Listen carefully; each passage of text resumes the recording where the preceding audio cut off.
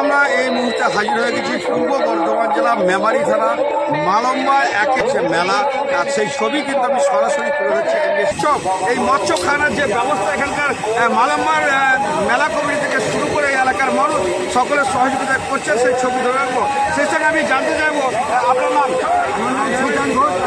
গ্রামবাসী, আমরা হচ্ছে মহাপুর মেলা কমিটি আছি। আবারও জানাবো, আমি তুলে ধরার চেষ্টা করবো, আপনারা দেখাবার চেষ্টা করছি। আপনার নাম?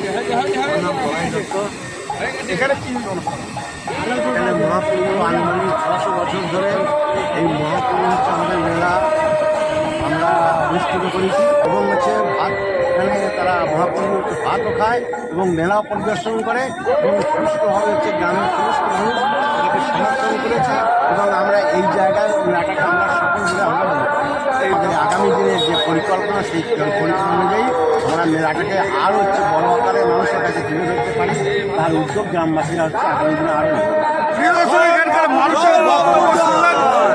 আর সেই বক্তব্য আমি সরাসরি তোলালাম যে আগামী দিনে আরো বড় আকারের ধারণ করার এনাদের ইচ্ছা এবং সেই সঙ্গে এলাকার মানুষের প্রচুর ঢল নামে এবং ভিড় হয়, সেই ছবি কিন্তু আমি সরাসরি তুলে ধরছি। আমি সেই ছবি দেখাবো 1 মাঘ থেকে 5 মাঘ একেবারে এখানে সেই অনুষ্ঠান কর্মসূচি চলছে। আমি সেই ছবি কিন্তু সরাসরি তুলে ধরার চেষ্টা করছি। প্রিয় দর্শক, সেই ছবি কিন্তু আমি সরাসরি দেখালাম।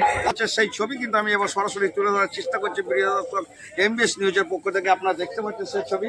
এখানে পুরুষ থেকে মহিলা এবং হাজার হাজার ভক্তর ভিড় এখানে রয়েছেন, আর সেই ভক্তদের মৎস্যবের ব্যবস্থা করেছেন। সেই ছবি কিন্তু আমি তার আগে দেখিয়ে গেছি। প্রিয় দর্শক, সেই ছবি আপনারা দেখতে পাচ্ছেন। আমি আবার এখানে জানতে চাইবো, পরিচালনা করেন তাদের মধ্যে থেকে একজনকে পেয়ে গেছি। ইতিমধ্যে আমরা জানতে চাইবো প্রিয় দর্শক এই মেলা সম্বন্ধে বিস্তারিত ব্যাপার। আপনার নাম? আমি অরূপ কুণ্ডু, এই মেলা কমিটির একজন সদস্য। আমাদের এই মহাপ্রভু মেলা প্রায় 150 বছরের পুরনো। 5 দিন ধরে মেলা হয়। প্রথম দিন চিড়ে মৎসব হয়, মহাপ্রভুর চিড়ে ভোগ হয়। সারা গ্রাম জুড়ে মালসা ভোগ নিয়ে আসে। তাছাড়াও আশেপাশে গ্রাম মুলগা, এদিকে ভগবানপুর, বানবড়ি, বিভিন্ন জায়গা থেকে মালসা ভোগ নিয়ে আসে। সারাদিন ধরে নাম সংকীর্তন হয়, মহাপ্রভুর ভোগ হয়। প্রথম দিনটা চিড়ে ভোগ হয়ে কাটে। দ্বিতীয় দিন আমাদের অন্নভোগ, তৃতীয় দিনও অন্নভোগ। আর রাতের দিকে আমাদের প্রত্যেক দিনই সাংস্কৃতিক অনুষ্ঠান থাকে, যেমন গতকাল হয়ে গেছে কবিগান, আজকে আছে সৃজনশীল নৃত্য, আগামীকাল হবে পুতুল নাচ। আর সারা দিন ধরে সকাল থেকে রাত্রি পর্যন্ত নাম সংকীর্তন চলে। হাজার হাজার মানুষ ভক্ত এখানে জড়ো হয়।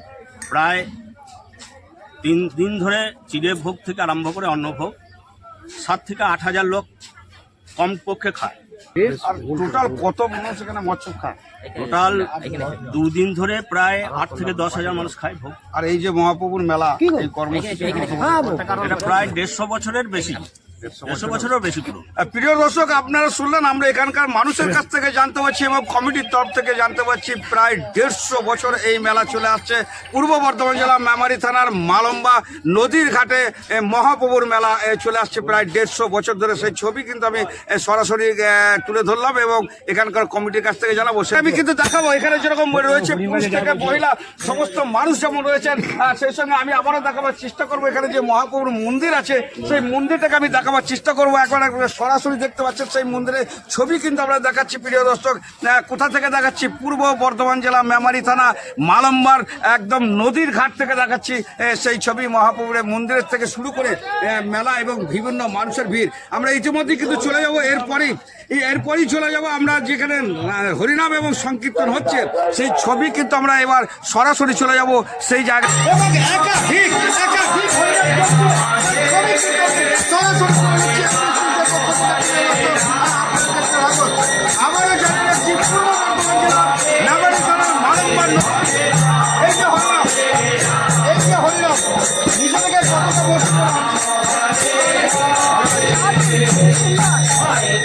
এই যে হরি সংকটের সঙ্গে তাদের তাল মিলে নাচছে, মনে অনুভূতি করো।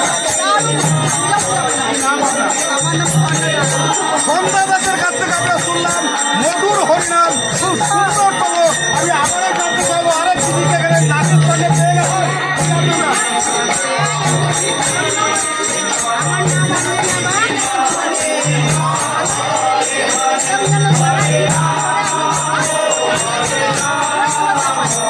প্রিয় দর্শক, আপনারা শুনলেন মহাপ্রভু